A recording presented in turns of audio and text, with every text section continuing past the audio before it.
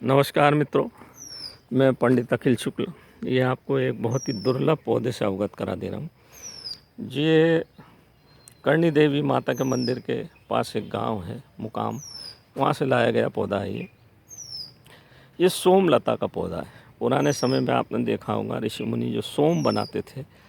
सोम यानी मदिरा नहीं होता, सोम का मतलब होता है एक ऐसा रसायन तैयार किया जाए जो हमारे रोग, शरीर के समस्त रोगों को ख़त्म करके हमारी उम्र को बढ़ाए।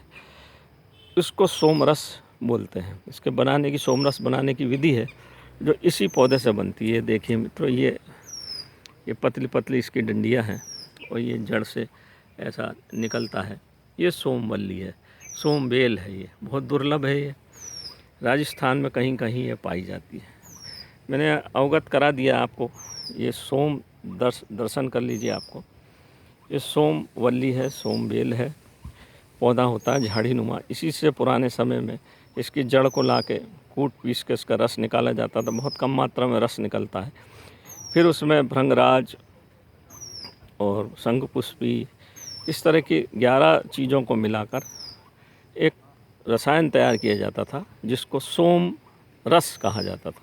इस रस को पीने से आदमी के शरीर के समस्त रोग खत्म होकर फिर से युवावस्था में वो आता था और कई वर्ष तक उसकी आयु रहती थी, निरोग रहता है। इसमें एक खासियत है कि हमारी सेल्स को जो मरती हैं, प्रतिदिन हज़ारों सेल्स नई बनती है और मरती है, ये सेल्स को फिर से बना देता है नया। हमारे चेहरे पे चमक आ जाती है, आँखों की ज्योति बढ़ जाती है, बाल हमारे काले हो जाते हैं। ऐसा हमारे पुरातन शास्त्रों में लिखा हुआ है मित्रों। ये सोम बेल से मैंने आपको अवगत करा दिया। मित्रों, मैं पंडित अखिल शुक्ल यूट्यूब के माध्यम से इस तरह की दुर्लभ वनौषधियों का आपको अवगत करा देता हूँ ताकि आपको कहीं मिले तो आप उनका लाभ उठा सकें और परिचित तो हो सके कि हमारे आयुर्वेद कितना समृद्ध था, कमज़ोर नहीं था, बहुत समृद्ध था हमारा आयुर्वेद। और इसमें इतनी सारी चीज़ें हैं कि अगर 10 जन्म भी लगे तो इसको समझने में, इसको कार्य रूप में पंडित करने के लिए हमारा 10 जन्म का समय भी बहुत कम है मित्रों। पंडित अखिल शुक्ल यूट्यूब के माध्यम से आपको अवगत कराया। आप भी देखिए, सबको बताइए, मेरे चैनल को सब्सक्राइब करिए मित्रों।